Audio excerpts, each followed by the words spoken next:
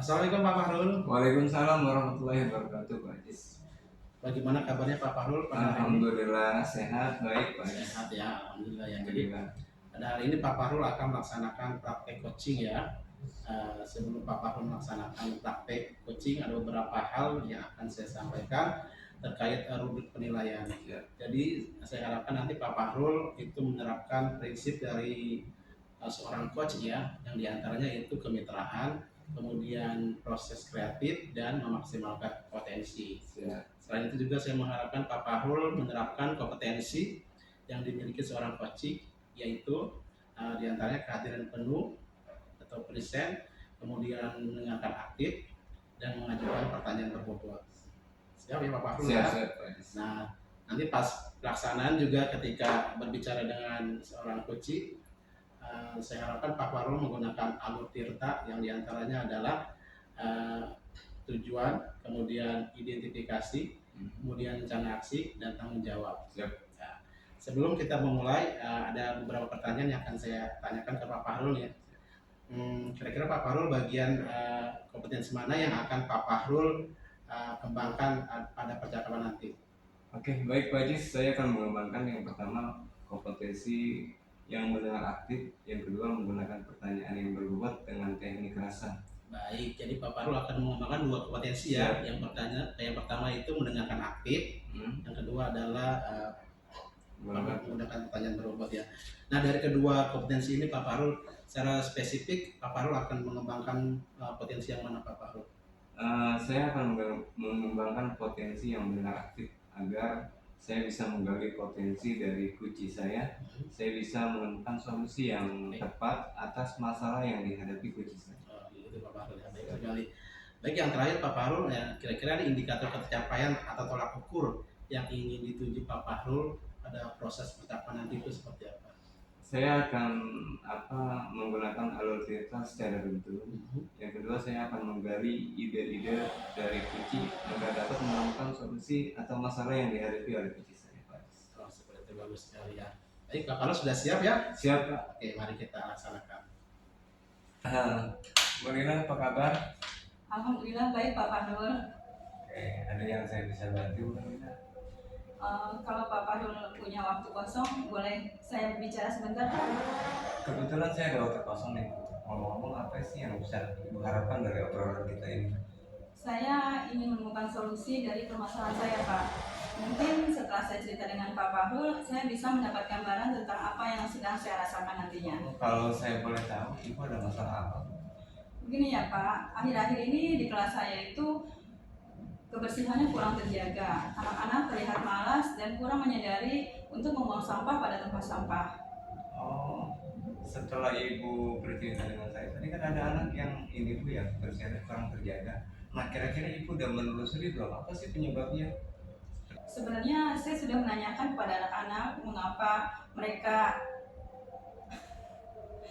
keras dan kurang menyadari untuk membuang sampah pada tempat sampah. Sampah sedotan banyak terdapat di laci meja mereka. Padahal di luar kelas itu banyak terdapat tempat sampah, tapi mereka justru malas untuk keluar kelas membuang sampah. Ditambah lagi kelas saya kalau sore itu dipakai untuk sesi 2 Pak, untuk sesi sore.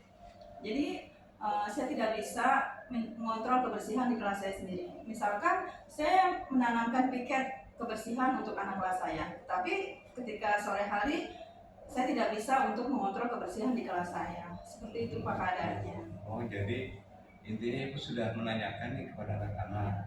Lalu dari pengamatan Ibu nih ya, mengapa sih mereka masih malas menyadari untuk membuang sampah di tempat sampah?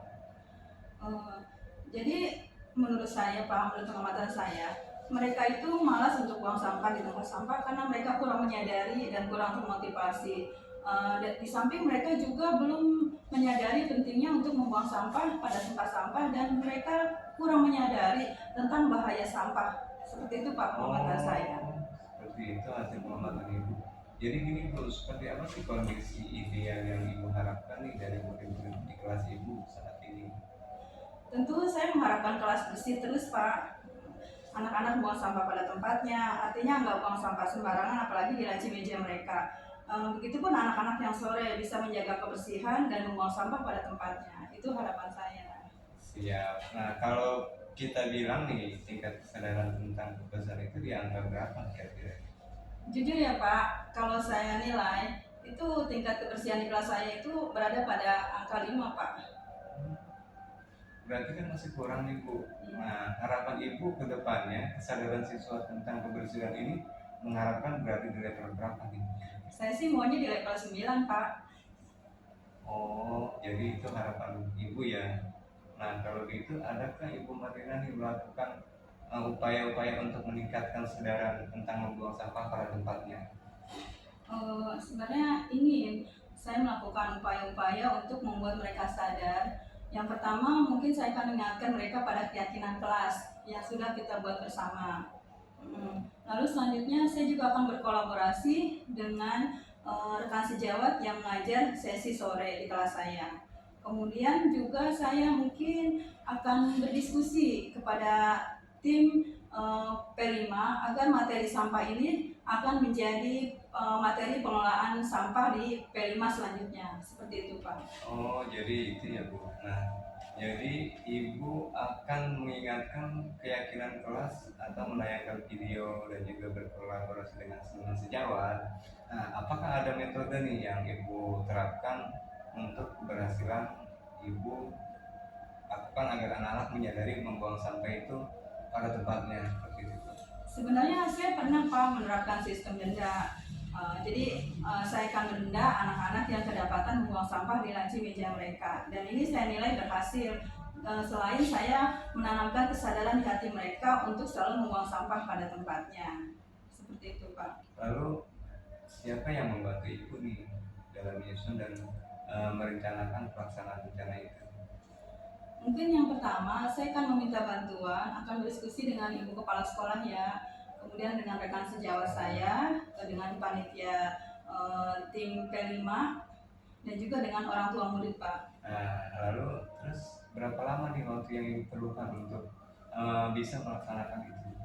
Sebenarnya nggak butuh waktu lama Pak, sebab kebersihan kelas itu masalah yang urgent, yang penting. Jadi kita akan bisa belajar dengan tenang, dengan nyaman jika kebersihan kelas itu tercapai. Nah, kapan Ibu akan melaksanakan rencana ini? Secepatnya Pak, dalam 2 hari ke depan saya akan melaksanakan kegiatan ini. Oke, nah baik. Jadi rencana ini akan secepatnya Ibu laksanakan. Nah kemudian Bu Marlina nih komitmen seperti apa yang Ibu akan lakukan agar rencana ini berjalan dengan baik?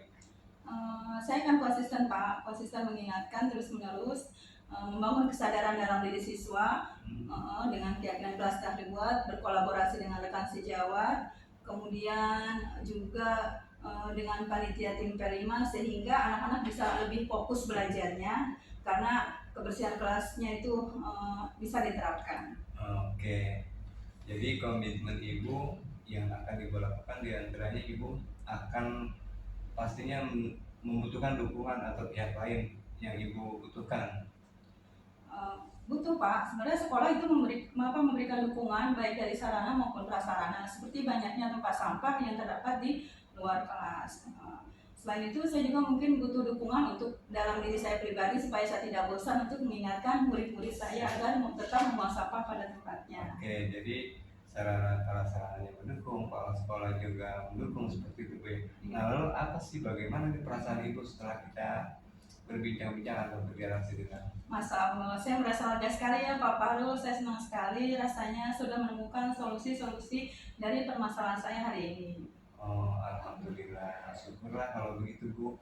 Nah, apakah ada hal yang lain yang ingin ditanyakan oleh Ibu? Saya rasa cukup ya Pak, saya ucapkan terima kasih banyak atas waktu yang Pak Fahrul sediakan, sudah mau berbincang dengan saya sehingga saya bisa menemukan solusi dari permasalahan saya. Terima kasih banyak Pak Fahrul. Sama-sama Bu, saya juga senang nih udah bisa mendengarkan cerita Ibu.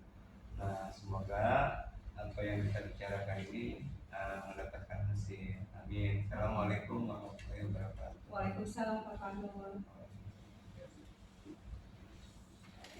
Udah cukup Pak. Assalamualaikum Pak Fahrul. Waalaikumsalam warahmatullahi wabarakatuh. Baik Pak Fahrul, tadi Bapak sudah melakukan coaching bersama Bu Marlina ya. Nah sebelum penutupan nih Pak, saya akan menanyakan beberapa pertanyaan pasca observasi ya Pak. Yang pertama, apa saja yang sudah Bapak lakukan pada saat melakukan coaching terkait indikator tercapaian yang diinginkan, Pak. Baik Pak Cis, setelah saya melakukan coaching tadi, saya sudah melakukan tahapan-tahapan dengan coach dengan alur cerita, di mana saya bisa dapat menggali tujuan identifikasi serta aku bisa menggali pertanyaan-pertanyaan berbobot sehingga coach saya bisa menemukan masalah yang dihadapi. Seperti itu Pak Cis. Oke, baik Pak Fahrul. Nah, menurut saya sebagai observer ya Pak, pada proses coaching tadi dengan Bu Marina itu saya nilai sudah berjalan dengan sangat baik ya Pak, dan juga proses alurnya sesuai dengan alur kita, dan juga Pak Fahrul sudah berusaha menggali dengan memberikan pertanyaan-pertanyaan berbobot kepada Bu Marina sehingga bisa menemukan solusi dari permasalahannya tadi.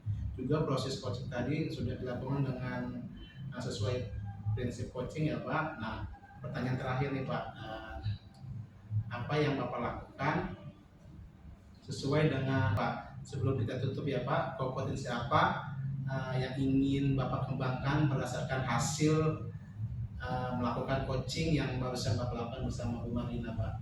Oke, baiklah Pak Ajis, saya akan meningkatkan kompetensi saya dalam berdialog sebagai coach. Yang pertama, kompetensi kehadiran penuh, yang kedua mendengarkan aktif, yang ketiga mengajukan pertanyaan yang berbobot, serta tentunya dengan teknik rasa, sehingga coach saya bisa menemukan solusi dari permasalahan yang dihadapi ketika kompetensi itu yang saya miliki. Seperti itu Pak. Oke, baik Pak Fahrul, semoga kedepannya kita bisa melakukan coaching dengan lebih baik lagi ya Pak. Amin, amin. Demikian observasi kita pada hari ini, semoga bermanfaat bagi kita semua ya Pak. Amin. Baik Pak Fahrul, saya tutup. Assalamualaikum warahmatullahi wabarakatuh. Waalaikumsalam warahmatullahi wabarakatuh.